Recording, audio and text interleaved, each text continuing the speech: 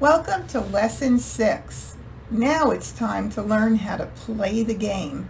In Lesson 6, you're going to learn the nitty-gritty of rearranging your tiles to target specific hands and/or categories.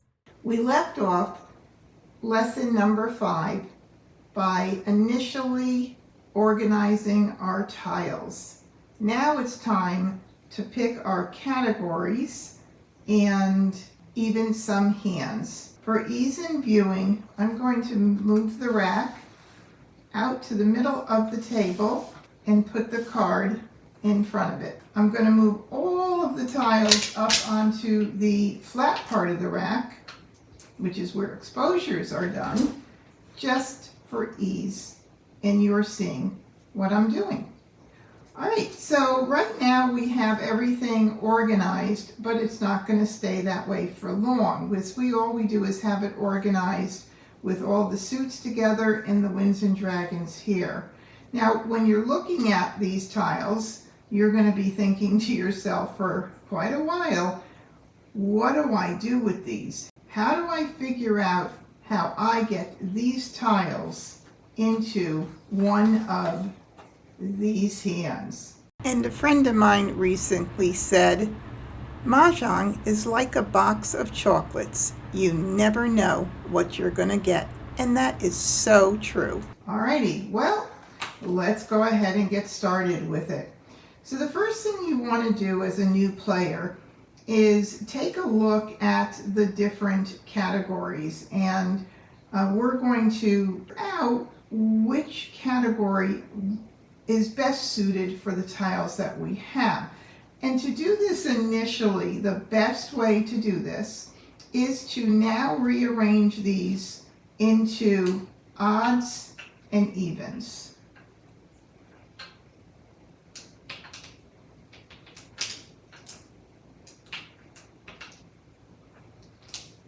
Just like that. So I have all my evens here and my odds here.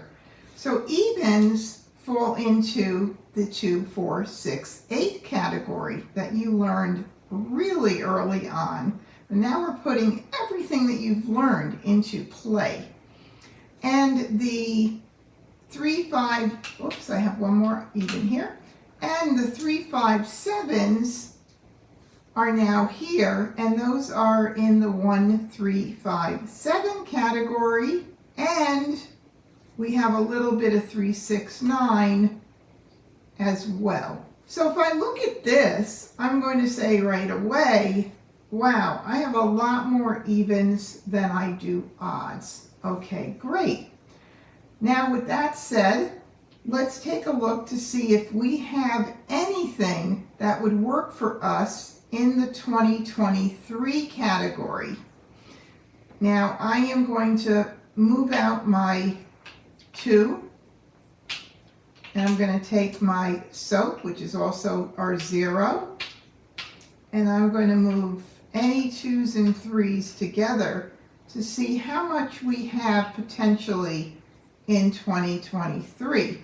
We don't have a whole lot. We have 4. So maybe it's something we could consider, but it's not a whole lot. I'm going to move those 3s back. And I'm going to put this back here with the other dragons. All right, so we still have a good amount of the 2, 4, 6, 8 here. And now we're going to, so keeping in mind the next category, which is 2, 4, 6, 8, that's a potential.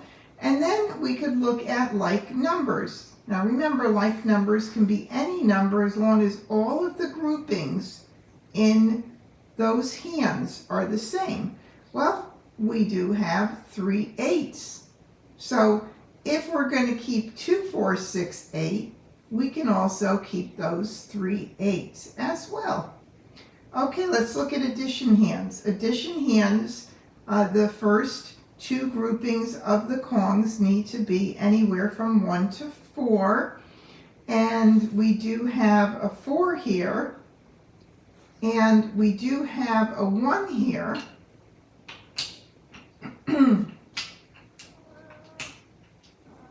And we do have the 8s, which we're also keeping, and the 8s are the sum of the first two numbers. So it's either going to be 1 plus 1 equals 2, 2 plus 2 equals 4, which we have the 4s here, 3 plus 3 equals 6, and that would be then keeping our 3s, and 4 plus 4 equals 8, and we already have our 4, and we already have our 8s. So if we wanted to, we could actually keep all of that as well. All right, but we can't keep everything, so we're going to have to choose the best options for us. Now I'm going to skip over quints because quints require multiple jokers, and I typically don't even look at quints unless I have 2 to 3 jokers to begin and multiples of tiles that might fit into that category. All right, now let's skip consecutive run for one moment, and we're going to come back to that. The 1, 3, 5, 7, 9, if I put those back here, they don't look too bad, but there's only 4. But nonetheless, we still have a bit of that going on as well. Now, Winds and Dragons, moving along to the Winds and Dragons section, we have 3 dragons and 1 wind. So that's pretty nice too, because we've got a good amount of that already forming as well in the Winds and Dragons. But again, we can't keep every single thing. So if I were to, and another thing too with Winds and Dragons, since there are since there are dragons in many of the other sections, I would want to keep those anyway, because if you look at 2, 4, 6, 8, there is a hand that uses dragons.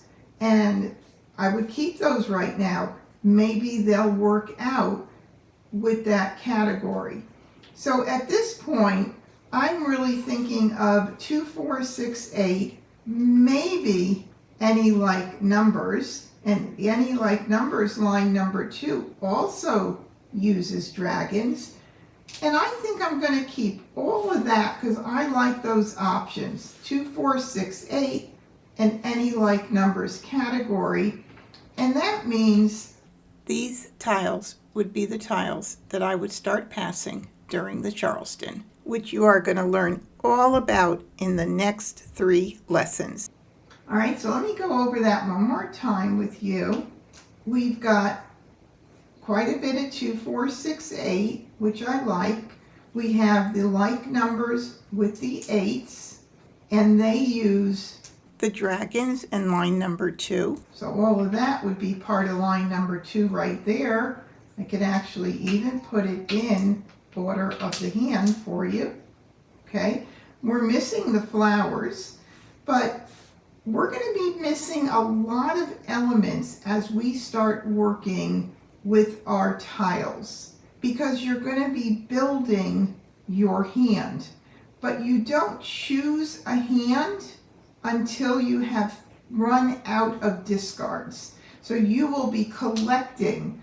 Consider yourself a tile collector until we run out of discards. Once we run out of discards, then it's time to choose one category and maybe even one hand. But sometimes we could keep track of more than one category until we end up getting in another tile that leads us to the particular category that makes more sense, and finally to the hand that we want to settle on. So this is how it works. And I didn't mention 3, 6, 9, but having only 2 3s would not even make me look to play in 3, 6, 9.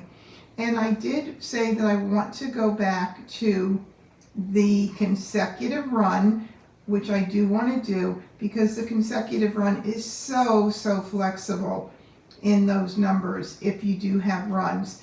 And we have little pieces of runs with 2s and 3s and 4s, but in all honesty, I still don't want to go that way and into that direction of the runs because I'm very happy right now keeping all of these tiles to see what comes in when we start the Charleston. And of course, singles and pairs is not really an option for me because I'm starting with a joker. If I had no jokers, we would talk about singles and pairs. We're going to go over organizing another set of tiles that have been dealt in. When dealing in these tiles, I decided to be east. So I have 14 tiles in this hand. As I mentioned in a previous video, I have the advantage of one extra tile to start with. 2, 4, 6, 8, 10, 12, 14. All right, now we're going to go ahead and organize these tiles the initial way you were shown, and then we're going to break it down even further into categories and or hands. So to begin, I like to put my winds and dragons on the right. Flowers always go at the beginning, and then jokers in front of all of the other tiles. This goes down here with the dragons. Now I'm going to sort in suit and numerical order. Here we go. That is all organized the way we do so initially when we set up our hand and before we go any further into looking at actual categories and or hands that we might work on. All right, so now we're going to take a look at these tiles. As I had mentioned in the previous example, we're going to go ahead and organize these into odds and evens. And interestingly enough, the last set of tiles that I were dealt in were also very strong in the 2, 4, 6, 8 section. But let's make sure we don't just focus in on that, and let's look at some of the other sections as well. Starting at the top left, the 2023 is not all that strong with 2 tiles, although we do have the jokers that we can use, but it's still not all that strong. 2, 4, 6, 8 certainly is very pretty right here again. And please take notice of the pair of 6 dots. Anytime you have a multiple in your hand, it is always a strength and a good place to work from. And then if we move down to any like numbers, we have a few any like numbers as well. In the previous hand we actually had 8s, now we have 6s. Then let's look at the addition hands. Well, we have a lot of not high numbers here. We do have 6s that could be the sum, and really very little of the addition sections. With the sum of 6, we would need 3 plus 3, and I only have 1 tile. If we were to do the addition hands, line number 3, that shows the sum of 6. And that would actually have to be done in 3 suits, which would be 3 plus 3 equals 6. So either of these two could be one of the other suits. But again, it's very, very weak. So that's going to be not something that I'm going to really be concentrating on. Now, quints, we do have 2 jokers and we do have multiple 6s. So that could be something I would keep an eye on. So let me go ahead and move that to how that might play out so that you can see how we could keep an eye on quints here. The first hand under quints has any like numbers, and since I have the like numbers with 6s, we would keep all of those numbers. We don't have to have them separated, we could keep them together. see what we were to get in, if we did get in any more as we were picking and discarding, and who knows, maybe more jokers. I would also keep the Wests and also see what we get in, especially during the Charleston, because that's when we're going to be building more tiles into our hand. If I were to get multiple Wests, then I could use the Wests for that line number 1. If I got in more Souths, I could use the Souths. But it has a lot of potential, actually. Now, line number 2 has to be those exact numbers with a run 2, 3, 4, 5. And we don't have many of those at all in one, and it's one suit, because you can see it's one color. For that, we only have a 2 and a 3, so I'm not going to even consider it that particular quint hand. Line number 3 has a run of 2 numbers in a row with flowers at the beginning. So if I were going to do that, I would want to start with my multiples, which we always want to start with if we can certainly use them, because multiples are a strength in your hand. So if we build off of the 6s here, then we would have to have either a 5 in a different suit or a 7 in a different suit. We don't have any of that right now.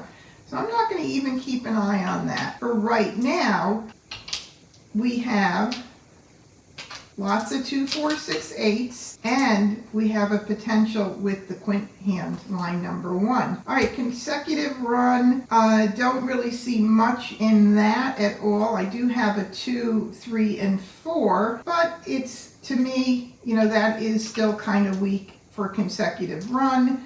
And then I would have to not use the 6s, which doesn't make much sense. The 1, 3, 5, 7, 9, I only have 1 tile in that category, so that's not something I'm even going to consider. Winds and dragons, I do have a few of those, but it's not really strong. Even if I were to look at line number 2 for a run, I have 2 and 3 already for the run, but not a whole lot else for that. So not really feeling it for that section either. But what about 3, 6, 9? Wow, take a look at what I have starting for 3, 6, 9. I have all of that. And I always, you know, keep my flowers, because again, we have flowers in so many hands. So I don't even consider getting rid of a flower at this stage. And since we don't pass them in the Charleston, I would hold on to it anyway. But we've got all of that right now working for 3, 6, 9. Plus, take a look at line number 4 under 3, 6, 9. That one uses the opposite dragons. If we were to get in 3, 6, 9 in the dots, the flower, the pair of 3, 6, and 9, and we needed the opposite dragons, that would be the green and what other dragon? You're right, the red. And of course we do have jokers. So if you make believe those jokers were helping out the reds and the greens, there we have line number 3 forming right there.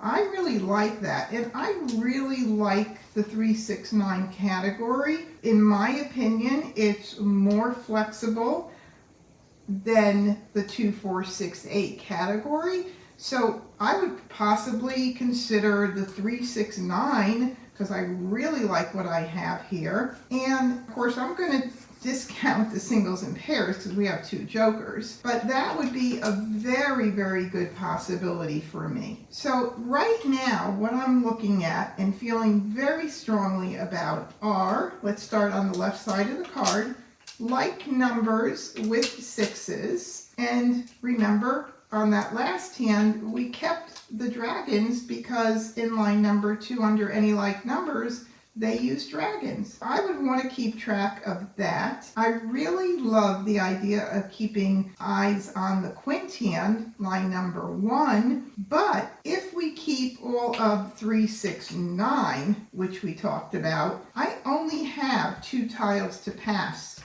if I absolutely abandon the idea of working in 2, 4, 6, 8, which is what I'm thinking of doing. So then I would have to make a decision as to what else I could pass on that first right to keep everything else available for me to keep track of. What could we possibly get rid of that might work? We don't want to get rid of any of the like numbers for sure, and I don't want to get rid of the 3 dot because under that hand we talked about with the dragons, line number 4, we need 3, 6, and 9 in one suit with the opposite dragons to the dots. So I really don't want to get rid of that either. So I think that what I would do is give up one of the wins, still hoping that I might get something else in that will lead me in the right direction once I pass. So this would be my choice, either this wind or this wind, and that will enable me to keep track of any like numbers, line 1 or possibly line 2, and the 3, 6, 9, and even the 3, 6, 9 category. Right now we don't know what hand's going to go in. Remember, we're just building a hand, and that takes time through the Charleston and then through picking and discarding. And then one of the wins, and those would be the tiles that I would pass on my first right. That's it for lesson 6, and I will see you very soon in lesson 7. Get ready for the Charleston.